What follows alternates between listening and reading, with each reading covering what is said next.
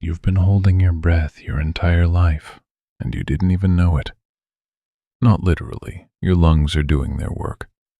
But somewhere beneath thought, beneath the stories you tell about who you are and what you want, there's a tension, a bracing, that started so early you mistook it for the shape of being alive. You learned to grip. You learned to manage. You learned to turn every moment into a problem that required your constant supervision. And reality, all this time, has been whispering the same thing. You just kept mishearing it as a threat. Think about the last time you tried to fall asleep but couldn't. You lay there in the dark, and the harder you tried to drift off, the more awake you became. You told yourself to relax. You adjusted the pillow. You focused on your breathing. You did everything right. And sleep stayed exactly where it always stays when you chase it, just out of reach, on the other side of the effort you're making. What if I told you that exhaustion isn't the problem? What if the thing keeping you awake is the very act of trying to sleep, the monitoring, the checking, the tiny ambassador you keep sending into the future to see if it's happened yet? You already know this. You've lived it 1,000 times. The moment you finally let go, not because you decided to, but because you were too tired to keep deciding, sleep arrived. It was always there. You were just standing in the way. That's not a metaphor for sleep. That's the shape of almost everything you've been doing. There's a glass of water on the table in front of you right now, or there was one this morning, or there will be one tonight. It doesn't matter. You've held 10,000 glasses of water in your life, and every single time the same thing happened. You reached out, your hand closed around it, and you brought it to your mouth without thinking about the mechanics of reaching, or the exact pressure required to grip glass, or the angle your elbow needed to achieve. You didn't supervise it. You didn't narrate it. You didn't pause to double-check that you were doing it right. You just did it, and it worked.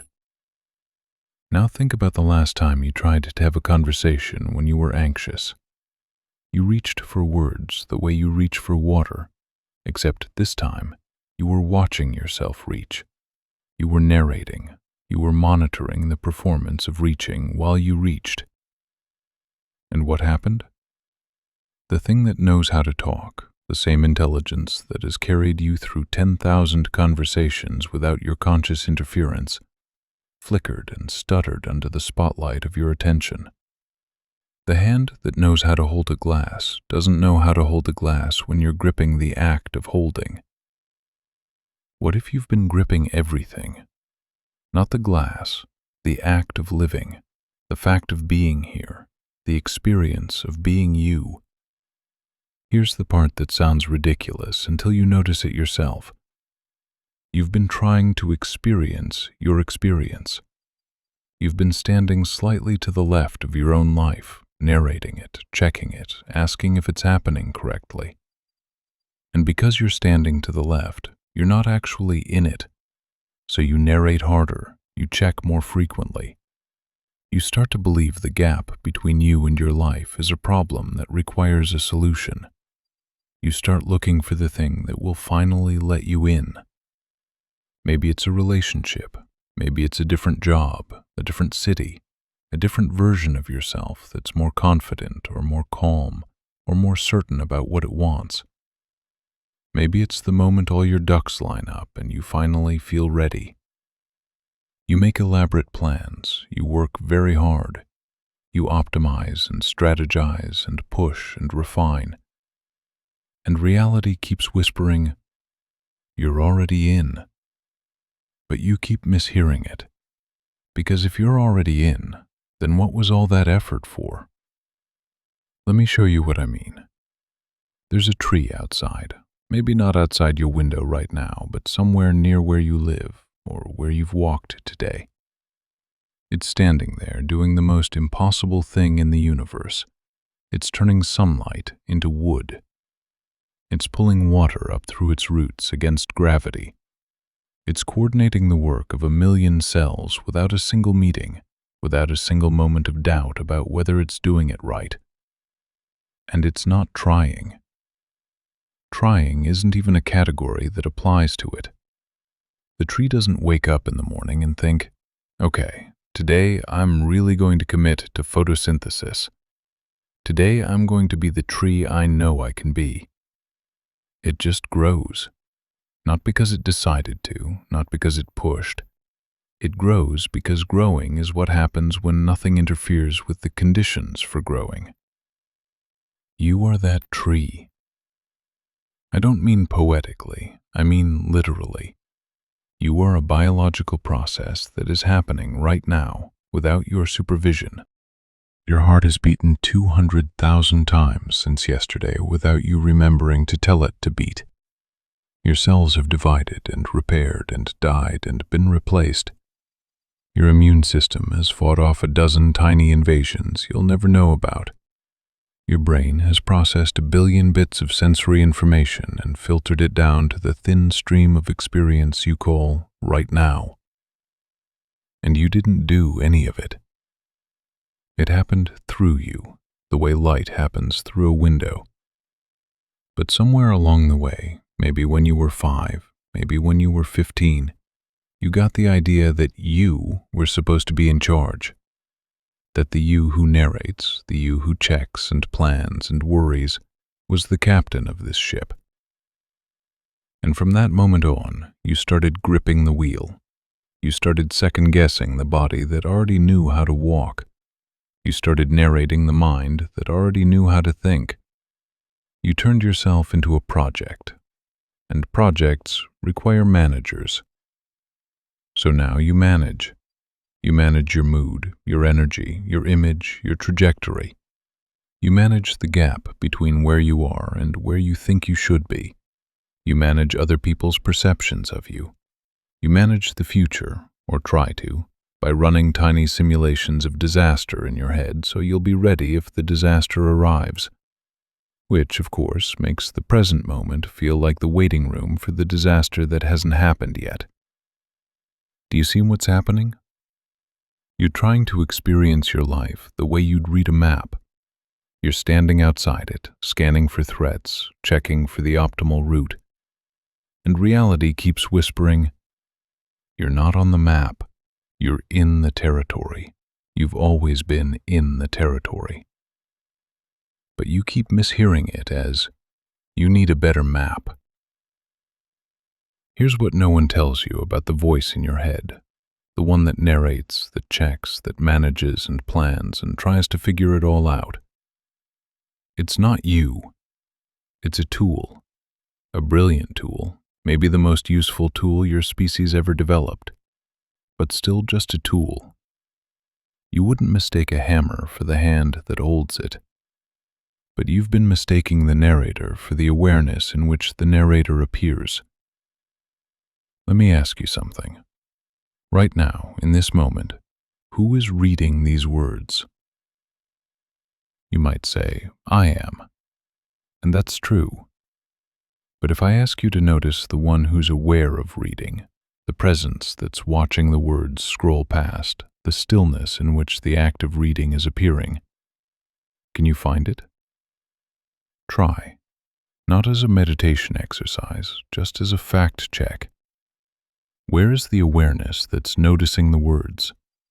Is it in your head? Is it behind your eyes?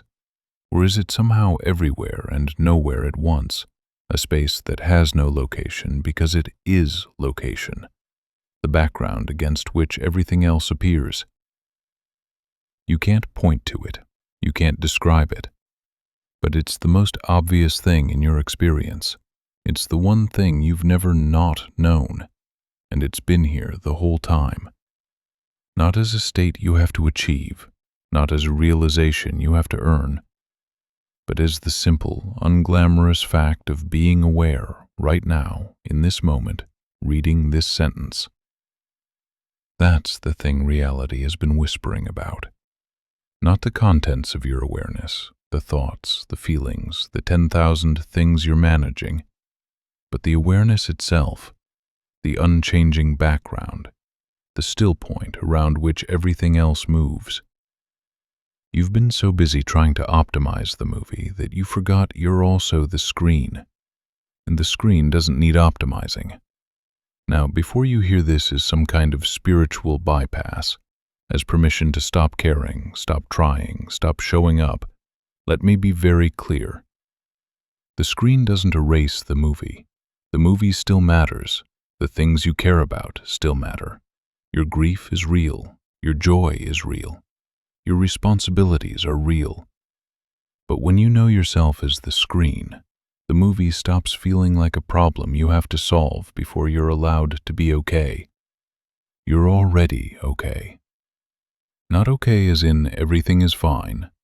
Okay as in the awareness that's watching the storm is not inside the storm. The awareness that's noticing your anxiety is not anxious. The awareness that's watching the story of your life unfold is not trapped inside the story. It's free. It's always been free. And you are that. Here's where it gets strange. Because if you're the awareness, and awareness is the unchanging background, then what are you even worried about? You might say, I'm worried about losing my job, about my health, about the people I love, about whether I'm doing enough, whether I'm good enough, whether I matter. And those are real concerns. I'm not dismissing them. But let me ask you this. Who is it that's worried? If you watch closely, not as a trick, but as an honest inquiry, you'll notice that worry is a sensation that appears in awareness. It has a location, a texture, a beginning, a middle, an end. It comes, it stays for a while, and then it fades. You don't have to make it fade. It fades on its own, the way clouds fade when the conditions for clouds stop being present. And the awareness that's watching it, that doesn't fade. That's still here exactly as it was before the worry arrived. So who's worried? The character in the story is worried. The voice in your head is worried. The self you've been building and defending and trying to perfect is worried, because that self is made of worry. It's made of the gap between what is and what should be. If the gap closed, the self, at least the self as you know it, would have nothing to do. But the awareness that's noticing the worried self, that's not worried. It can't be. Because it's not inside time. It's not inside the story. It's the space in which the story appears. Which means you are always already free of the thing you're worried about being trapped by. You just identified with the wrong part of the equation. Let me give you an example. Imagine you're watching a movie, something intense, something that pulls you in completely. The hero is in danger, the stakes are high, your heart is racing, you're gripping the armrest, you're leaning forward, you're completely absorbed.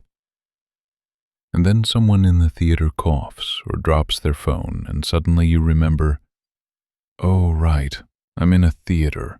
This is a movie. None of this is happening to me. And in that moment, the spell breaks. Not because the movie stopped being intense. It's still intense. The hero is still in danger. But you've remembered the frame. You've remembered that you're not in the movie, you're watching it. And from that perspective, the danger is still real, as a story, as a drama. But it's not real in the way it felt when you forgot you were watching. That's what reality has been whispering. Not that your life is fake or unimportant or just a dream, but that you've been gripping the armrest so hard you forgot there's a theater. You forgot you're watching. You forgot the awareness in which the whole thing appears. And once you remember, even for a moment, even just as a possibility, the grip loosens. Not because you decided to let go, but because you remembered there was never anything to hold. Now here's the part that makes people uncomfortable. If the awareness is what you are, if you're the screen, not the movie, then what happens to the self you've spent your whole life building? The career, the relationships, the personality, the preferences, the stories about who you are and what you want. Do those just disappear? No, they don't disappear. They never disappear. They just stop being the center of everything. Think about it this way. Right now, you're aware of your body. You can feel your hands, your breath, the weight of your body against the chair or the bed or wherever you're sitting. And your body matters. It's important. It's how you interact with the world. But you don't think you are your body, do you? You don't think, I am a collection of cells and bones and blood. You think, I have a body. I live in a body. The body is yours, but it's not you. That same relationship, the relationship between awareness and body, exists between awareness and the self. The self is something you have, something that appears in you, something you move through the world with, the way you move through the world with a body. But it's not what you are. And once you see that, even a little bit, the whole game changes. Because now the self doesn't have to be perfect. It doesn't have to be optimized. It doesn't have to prove itself or defend itself or become the best version of itself before you're allowed to relax.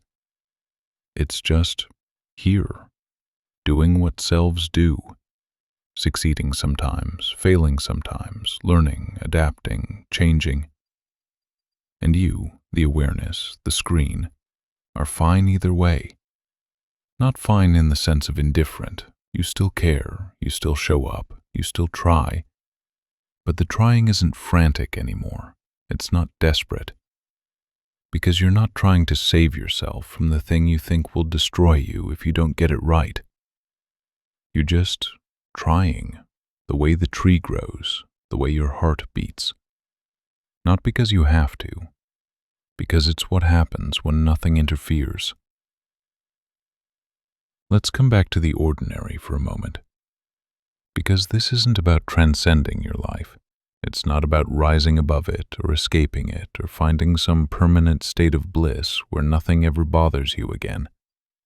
That's the fantasy version, the version that sells books and fills retreat centers and promises you'll finally be free if you just meditate harder, think better thoughts, clear more blocks.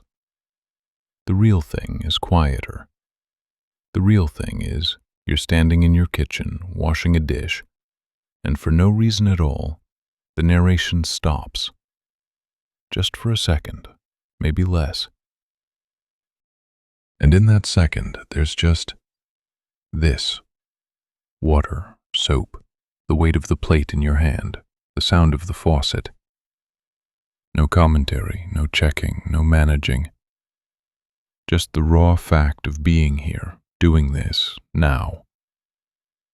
And then the narration comes back, because it always comes back. That's what narration does. But now you know the difference. You know that the narration is optional, that it's happening in you, not as you. That the you who notices the narration is untouched by what the narration says. And that changes everything. Because now, when the voice in your head says, "You're not doing enough, you're falling behind, everyone else has it figured out and you're still stuck here," you don't have to believe it. Not because you've replaced it with a better thought, not because you've cleared the limiting belief or reprogrammed your subconscious, but because you've seen that the voice is just a voice. It's weather. It comes, it goes, it says what it says. And the awareness that's listening, that's not stuck. That's not behind. That's not anything the voice could describe, because the voice only knows how to describe things that are in time, and awareness is the frame in which time appears.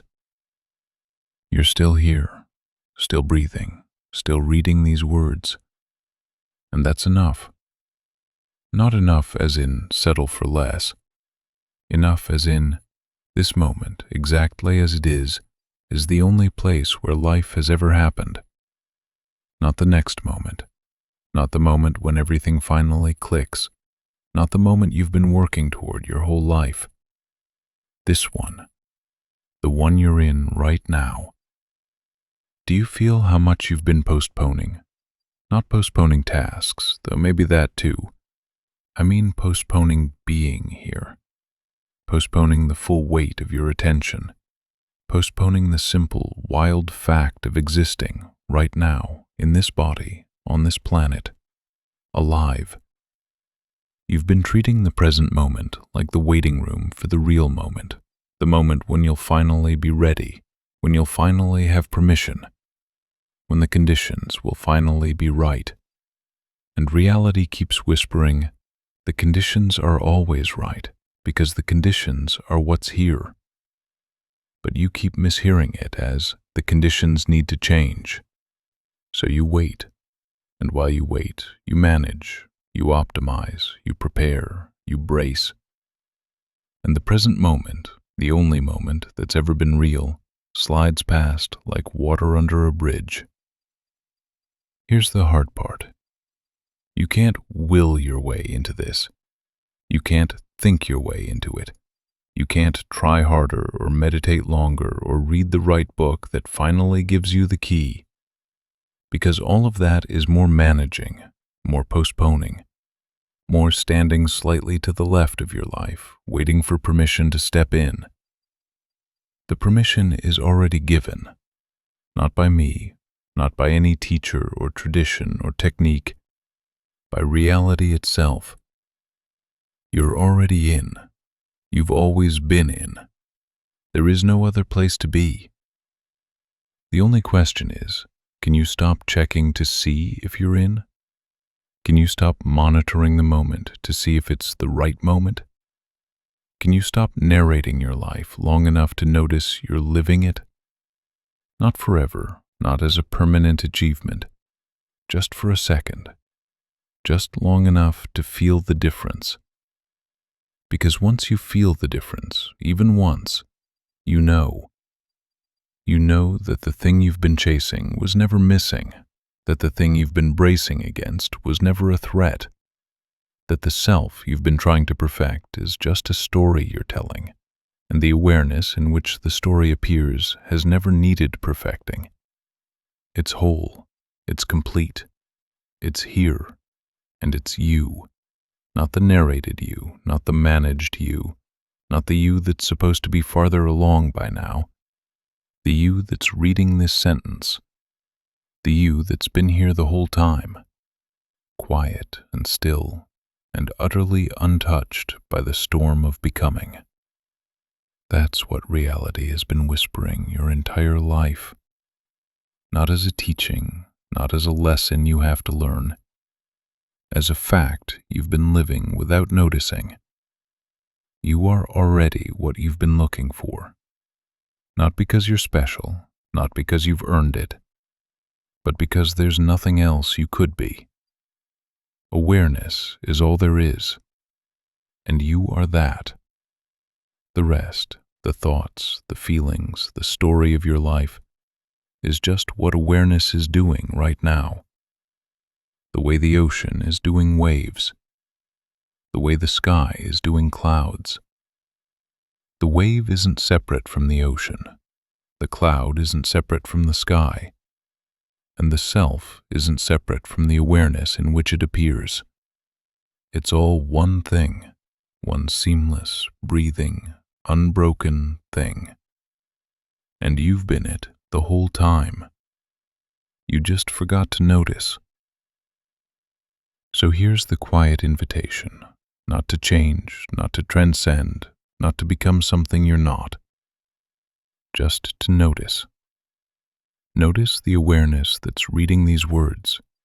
Notice the stillness in which the words appear. Notice that the stillness doesn't come and go. It's always here. It's here when you're anxious. It's here when you're joyful. It's here when you're confused, lost, certain, or exhausted. It's the one thing that never changes.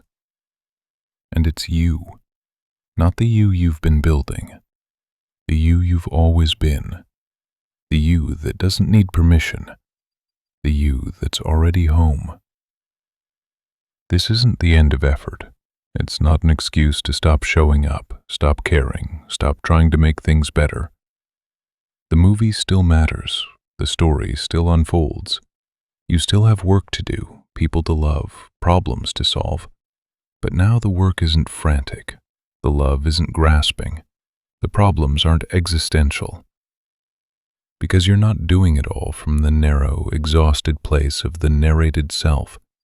You're doing it from the vastness of what you actually are.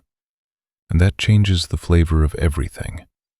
Not what you do, but the space from which you do it. Not what you feel, but the awareness in which the feeling appears. Not who you are, but the recognition that who you are was never the small, defended thing you thought it was. You're the space, the stillness, the awareness.